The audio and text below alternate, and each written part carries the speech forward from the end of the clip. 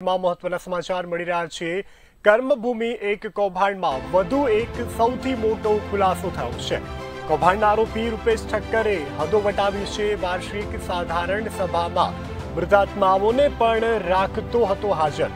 કર્મભૂમિ એક ગોટાળાનો વિશેષ અહેવાલ ટૂંકમાં અમે આપને જણાવી દઈએ તો કર્મભૂમિ એક સોસાયટીને લઈને ફરીથી એક મહત્વના સમાચાર મળી રહ્યા છે। છેલ્લા ઘણા સમયથી કર્મભૂમિ સોસાયટીને લઈને અનેક વિખવાદો થયા હતા। અનેક વખત પોલીસને રજૂઆત કરવા છતાં પણ આજ દિન સુધી ન તો રૂપેશ ઠક્કરની સામે કોઈ દંડાત્મક કાર્યવાહી કરવામાં આવી છે, ન તો રૂપેશ ઠક્કરને કોઈ કાયદાનો ડર છે।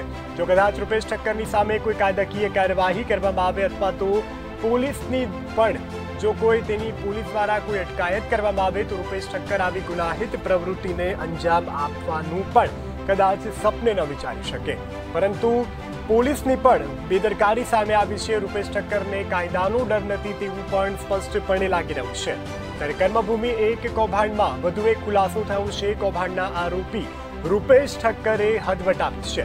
તો વાર્ષિક સાધારણ સભામાં મૃતાત્માઓને પણ હાજર રાખતો હતો। કર્મભૂમિ એક ગોટાળાનો વિશેષ અહેવાલ પણ ટૂંક સમયમાં બુલેટિન ઇન્ડિયા આપને બતાવશે।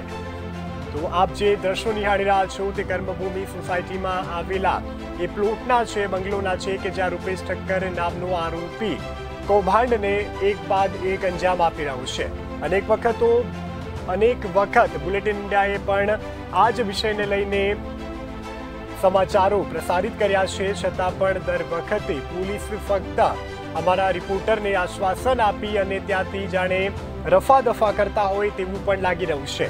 પોલીસ દ્વારા શા માટે કોઈ દંડાત્મક કાર્યવાહી નથી કરવામાં આવતી તે પણ સૌથી મોટો પ્રશ્ન છે। અને રૂપેશ ઠક્કર જેવો આટલો મોટો આરોપી શા માટે હાલ મુક્તપણે ફરી રહ્યો છે તે પણ સૌથી મોટો યક્ષ પ્રશ્ન થઈ રહ્યો છે। કારણ કે અનેક ગોટાળા કર્મભૂમિ સોસાયટીમાં તેને કર્યા છે, હજુ પણ તે એવા જ ગુનાઓને અંજામ આપી રહ્યું છે।